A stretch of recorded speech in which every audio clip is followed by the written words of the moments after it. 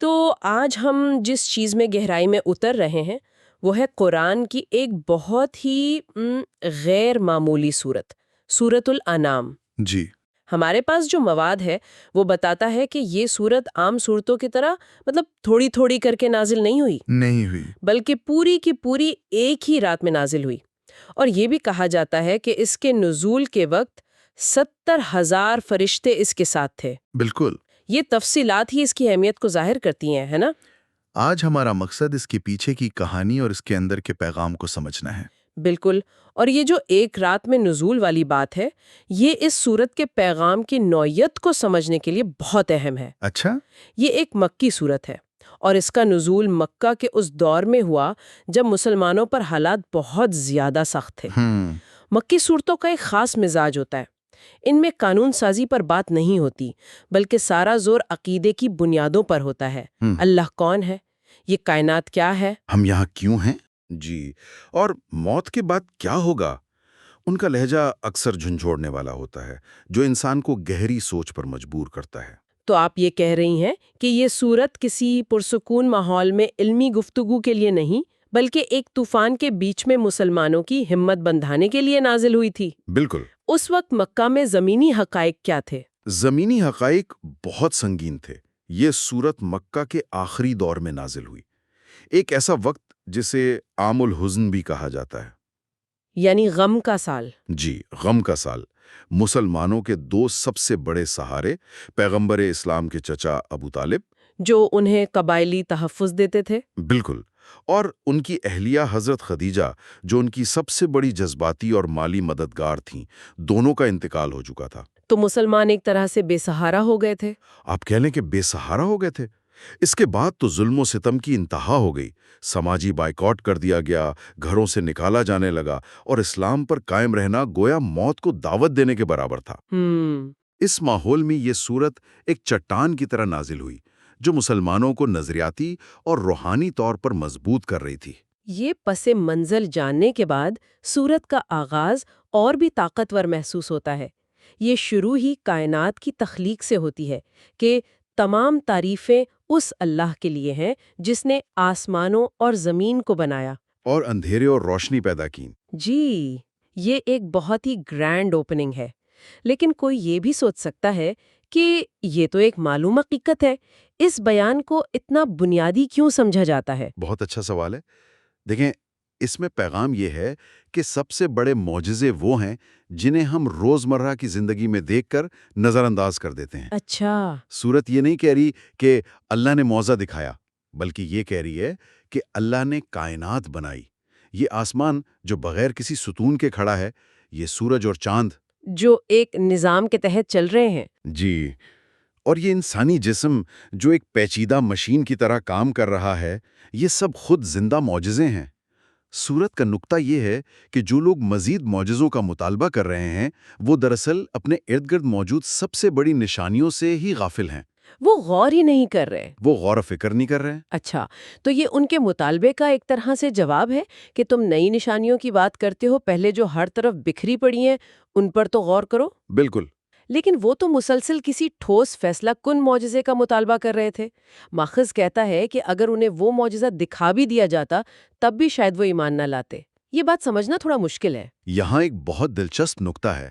ماخذ بتاتا ہے کہ فیصلہ کن معجزہ، جسے آیت فاصلہ کہتے ہیں۔ آیت فاصلہ؟ جی، یعنی جو حق اور باطل میں فیصلہ کر دے، اس کے بعد امتحان ختم ہو جاتا ہے۔ وہ ایک طرح کا پوائنٹ آف نو ریٹرن ہوتا ہے۔ اچھا۔ اگر کوئی قوم اس قسم کے معجزے کا مطالبہ کرے اور وہ اسے دکھا دیا جائے اور پھر بھی وہ انکار کر دے، تو اس کے بعد اسے مہلت نہیں دی جاتی، اسے ہلاک کر دیا جاتا ہے؟ اسے فوراً ہلاک کر دیا جاتا ہے۔ تو یہ ایک قسم کی کائناتی الٹیمیٹم والی بات ہے کہ معجزہ دکھانے کے بعد آزمائش ہی ختم ہو جاتی ہے۔ یہ تو میں نے کبھی اس طرح سے نہیں سوچا تھا۔ جی، اس کا مطلب تو یہ ہوا کہ ان کا مطالبہ دراصل اپنی ہلاکت کا مطالبہ تھا۔ صحیح۔ اور وہ اس بات سے ناواقف نہیں تھے۔ جیسے قوم سمود نے ایک اونٹنی کا مطالبہ کیا تھا، وہ انہیں دی گئیں، لیکن جب انہوں نے اسے مار ڈالا تو پوری قوم تباہ کر دی گئی۔ قریش مکہ ان علاقوں سے گزرتے تھے اور ان قصوں سے واقف تھے، تو انہیں یاد دلایا جا رہا تھا کہ وہ جس چیز کا مطالبہ کر رہے ہیں وہ کوئی کھیل نہیں ہے۔ تو پھر اصل مسئلہ کیا تھا؟ اگر دلیل نہیں تھی تو پھر انکار کی وجہ کیا تھی؟ آپ نے بالکل صحیح پکڑا۔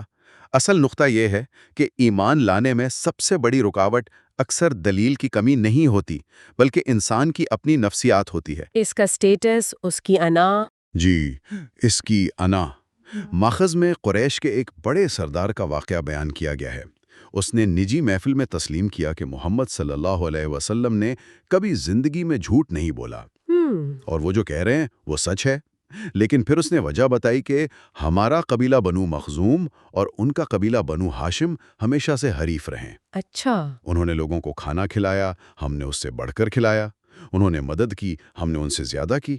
اب جب ہم ہر چیز میں برابر آ گئے ہیں تو وہ کہتے ہیں کہ ہم میں سے ایک نبی آیا ہے، یہ برتری ہم کیسے تسلیم کر لیں؟ یعنی مسئلہ سچائی کا تھا ہی نہیں، مسئلہ حسد اور تکبر کا تھا۔ بالکل، قبائلی انا کا تھا۔ اس سے تو یہ کلاسک سوال پیدا ہوتا ہے کہ اگر اللہ سب کچھ کر سکتا ہے تو وہ سب کو زبردستی مومن کیوں نہیں بنا دیتا؟ یہ سارا جھگڑا ہی ختم ہو جائے۔ اگر ایسا ہو جائے تو پھر انسان کے امتحان کا مقصد ہی فوت ہو جاتا ہے نا؟ اللہ نے انسان کو ارادے اور انتخاب کی آزادی دی ہے۔ یہی چیز تو انسان کو فرشتوں سے ممتاز کرتی ہے۔ بالکل، وہ چاہتا ہے کہ انسان خود اپنی عقل استعمال کر کے حق کو پہچانے۔ اسی ضمن میں سورت ایک اور دلچسپ تصور پیش کرتی ہے جسے استدراج کہتے ہیں۔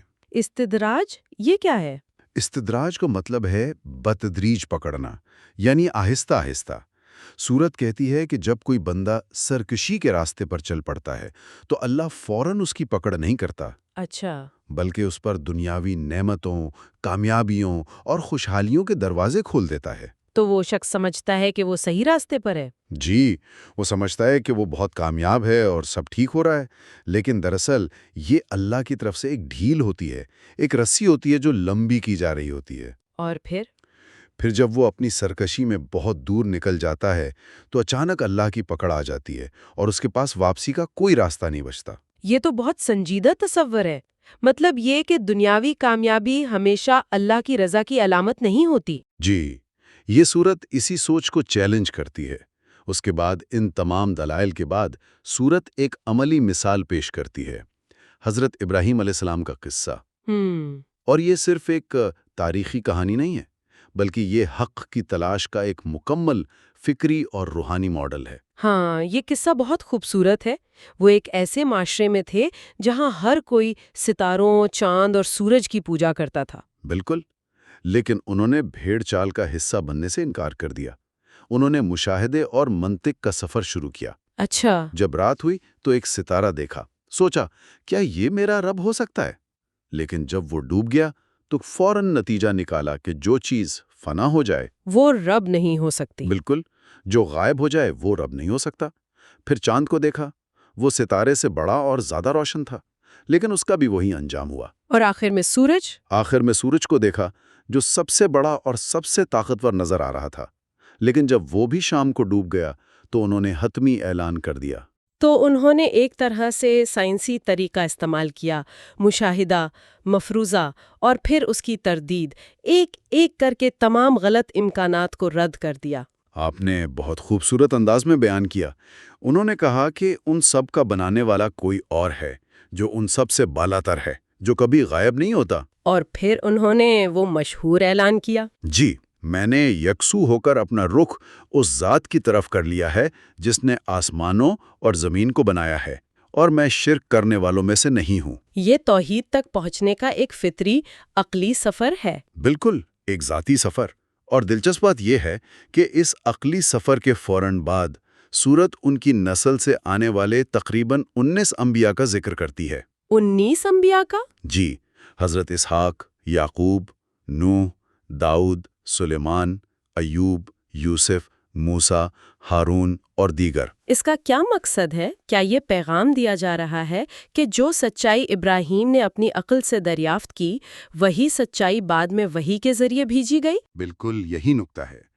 اس سے یہ ثابت ہوتا ہے کہ توحید کا پیغام کوئی نئی بات نہیں ہے جو پیغمبر اسلام لے کر آئے ہیں۔ یہ وہی ابدی سچائی ہے جو ہر دور میں ہر نبی نے پیش کی۔ اور یہ کتنا دلچسپ ہے کہ اس عقلی سفر کے فوراً بعد سورت ہمیں بہت ٹھوس عملی احکامات دیتی ہے۔ جی، گویا کہ ایک بار جب آپ فکری طور پر اس نتیجے پر پہنچ جائیں تو اگلا قدم اس یقین کو اپنے عمل میں ڈھالنا ہے۔ وہ کیا احکامات ہیں؟ جی، یہاں سے صورت نظریاتی بحث سے عملی زندگی کی طرف آتی ہے۔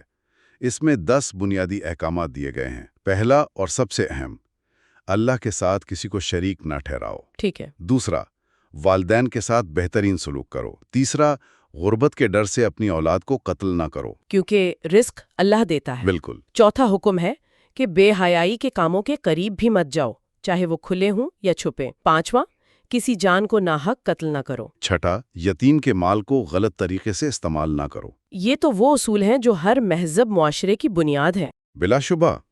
ساتواں، ناپ تول میں انصاف کرو۔ آٹھواں، جب بات کرو تو انصاف کی کرو، چاہے معاملہ اپنے قریبی رشتہ دار کا ہی کیوں نہ ہو۔ نوواں، اللہ سے کیا ہوا عہد پورا کرو۔ اور دسواں، اور دسواں اور آخری، یہی میرا سیدھا راستہ ہے، اسی پر چلو، اور دوسرے ٹیڑھے میڑے راستوں پر نہ چلو کہ وہ تمہیں بھٹکا دیں گے۔ یہ تو ایک مکمل ضابطۂ اخلاق ہے، اور سورت کے آخر میں ایک آیت آتی ہے جو جیسے ان تمام تفصیلات کو سمیٹ کر ایک مومن کی زندگی کا نچوڑ پیش کر دیتی ہے۔ آپ اس مشہور آیت کی بات کر رہی ہیں، کل ان صلاتی و نسکی و محیایا و مماتی للہ رب العالمین۔ جی، کہہ دیجئے کہ میری نماز، میری تمام عبادات، میری زندگی اور میری موت سب کچھ صرف اللہ کے لیے ہے۔ جو تمام جہانوں کا رب ہے۔ یہ ایک مسلمان کی زندگی کا مشن اسٹیٹمنٹ ہے۔ اس کا مطلب ہے کہ اس کی زندگی کا کوئی بھی حصہ، اس کی نوکری، اس کا کاروبار، اس کے تعلقات دین سے الگ نہیں ہیں۔ سب کچھ ایک ہی مقصد کے گرد گھومتا ہے۔ جی، اور وہ ہے اللہ کی رضا۔ تو یہ حتمی سپردگی کا اعلان ہے، اور اس اعلیٰ معیار کو قائم کرنے کے فوراً بعد سورت اللہ کی رحمت کا ذکر کرتی ہے۔ جی، اور یہ قرآن کا کمال ہے، جب بھی کوئی بھاری ذمہ داری ڈالی جاتی ہے فوراً امید اور رحمت کا دروازہ کھول دیا جاتا ہے۔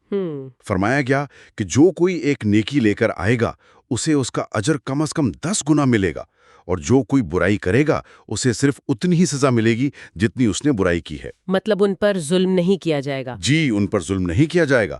یہ اللہ کے فضل اور کرم کی انتہا ہے جو انسان کو کبھی مایوس نہیں ہونے دیتی۔ تو آج کی اس گفتگو کو سمیٹتے ہوئے ہم کہہ سکتے ہیں کہ سورۃ الانعام ایک مکمل پیکج ہے۔ بالکل۔ یہ توحید کا ایک مضبوط عقلی دفاع ہے، مشکل حالات میں ایمان والوں کے لیے ایک تسلی ہے، انکار کرنے والوں کی نفسیات کا گہرا تجزیہ ہے، اور ایک بااخلاق اور بامقصد زندگی گزارنے کے لیے ایک عملی رہنما بھی ہے۔ صحیح۔ اور اگر ہم اسے بڑی تصویر میں دیکھیں تو یہ سورت مکہ میں ایمان کی وہ بنیاد قائم کرتی ہے جس پر بعد میں مدینہ میں نازل ہونے والے قوانین کی پوری عمارت کھڑی کی گئی۔ اچھا۔ یہ کیوں کو سمجھنے کے بارے میں ہے، اس سے پہلے کہ کیسے پر بات کی جائے۔ جب تک آپ کا کیوں واضح نہ ہو آپ کیسے پر عمل نہیں کر سکتے۔ یہ سورت اس کیوں کو دل و دماغ میں راسخ کر دیتی ہے۔ بالکل۔ اور آخر میں سننے والوں کے لیے ایک سوچ۔ ماخذ میں ذکر ہے کہ انسان کو زمین پر خلیفہ بنایا گیا ہے اور آزمائش کے لیے ان کے درجات میں فرق رکھا گیا ہے۔ جی۔ تو یہ سوچنے کی بات ہے کہ آج دنیا میں ہم جو فرق اور مراتب دیکھتے ہیں، چاہے وہ مال و دولت کا ہو، علم کا ہو یا طاقت کا، وہ اس خدائی آزمائش کے تصور میں کس طرح فٹ ہوتے ہیں، اور اس فرق کے ہوتے ہوئے ہماری کیا ذمہ داریاں بنتی ہیں۔